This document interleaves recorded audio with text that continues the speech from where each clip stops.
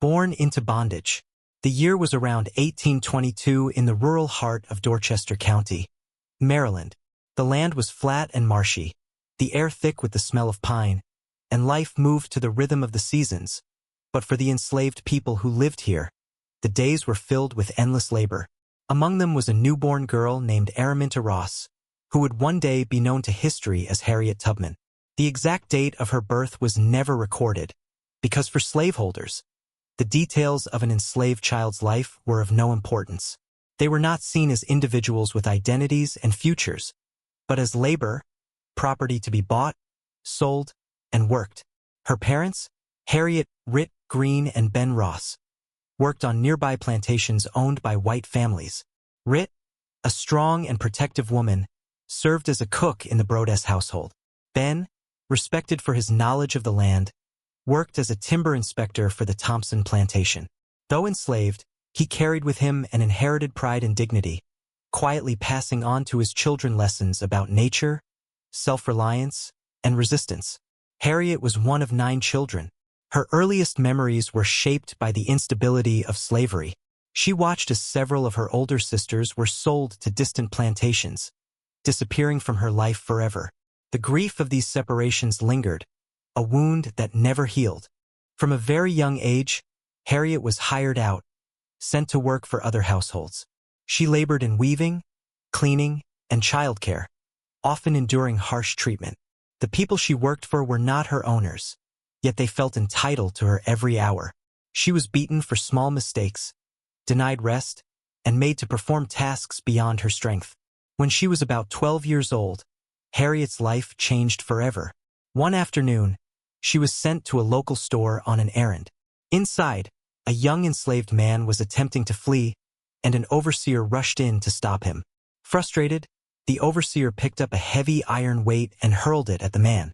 The weight missed its intended target, but struck Harriet in the head with full force. The injury was severe. For days she lay unconscious, her head swollen, blood pooling beneath her bandages. Though she eventually recovered enough to work again, the injury left her with lifelong health problems, sudden fainting spells, headaches, and what she described as vivid dreams or visions. Harriet believed these visions were messages from God, guiding her in moments of doubt or danger. This deep spiritual conviction became a defining feature of her life. She began to believe that she had been spared for a reason, that her life had a greater purpose. And in time, that purpose would reveal itself. Seeds of freedom. By the time Harriet reached her teenage years, she had already seen the full cruelty of the system that bound her. She saw men whipped until their backs were raw, women forced to work in the fields just days after giving birth, and children sold like livestock. Her father, Ben Ross, was a quiet but powerful influence. He had managed to gain his freedom years earlier, thanks to the will of his former owner. Though he could no longer be legally sold, he remained deeply connected to his family, still enslaved, and did what he could to protect them. Ben taught Harriet essential survival skills. He showed her how to navigate dense forests using the stars, how to identify edible plants, and how to move silently through the marshes without leaving tracks. These lessons, passed down under the cover of ordinary tasks, would later save her life and the lives of many others. Her mother, Rit, instilled in her a different kind of courage, the courage to stand firm. Once, when a slave trader came to take Rit's youngest son away, she refused to let him in, physically blocking the doorway and threatening to defend her child with violence if necessary. In an era when such defiance could mean brutal punishment or death, Rit's boldness made an indelible impression on Harriet. Around 1844, Harriet married John Tubman, a free black man. Their marriage was a rare example of a union between a free person and someone still enslaved, but Harriet's legal status did not change. In the eyes of Maryland law, she remained property, and any children she might have would inherit her enslaved condition. Her determination to escape grew stronger when she learned that her owner was considering selling her. Sale to a plantation farther south would mean even harsher conditions, and virtually no chance of escape. She decided she would not wait for fate to decide her future. The first flight to freedom. In 1849, Harriet made her first attempt to escape with 2 of her brothers. They left in the dead of night, moving quickly through the woods, guided by the faint glimmer of the North Star. But after several days, her brothers' nerves gave out. Fearing capture and punishment, they insisted on turning back. Harriet reluctantly returned with them. A short time later, she tried again, this time alone. She knew the dangers. Slave catchers patrolled the countryside, and anyone caught helping an escaped slave faced heavy fines or imprisonment. But Harriet was determined. She followed the path of the Underground Railroad, a secret network of safe houses and allies, most of them abolitionists, who provided shelter, food, and directions. Harriet traveled by night, hiding in barns and cellars during the day. She moved silently, listening for dogs and keeping watch for strangers who might betray her. After traveling nearly 90 miles, she finally crossed the border into Pennsylvania. Years later, she described the moment. When I found I had crossed that line, I looked at my hands to see if I was the same person. There was such a glory over everything. The sun came like gold through the trees and over the fields, and I felt like I was in heaven. Philadelphia offered her freedom, but Harriet could not enjoy it fully. Her family and friends were still trapped in slavery. She began to think about returning, not to stay, but to bring others out. The Moses of her people. Freedom, Harriet realized, was not complete if it was hers alone. She had crossed into Pennsylvania with nothing but the clothes on her back, yet her mind was already pulling her southward, toward those she had left behind. In December 1850, Harriet made her first return trip to guide others to freedom. The passage of the Fugitive Slave Act that year made her task even more dangerous. Now, even in free states, escaped slaves could be captured and returned to bondage, and anyone assisting them could face prison. This meant Harriet had to take her passengers all the way to Canada, beyond the reach of U.S. law. She learned the routes of the Underground Railroad like the lines of her own palm. She memorized the locations of safe houses, barns, and sympathetic homes. She adopted clever disguises, wearing men's hats and carrying chickens to appear as a market vendor, or dressing as an elderly woman to avoid suspicion. Harriet carried a small revolver, not only for protection against slave catchers but also to keep her fugitives from turning back.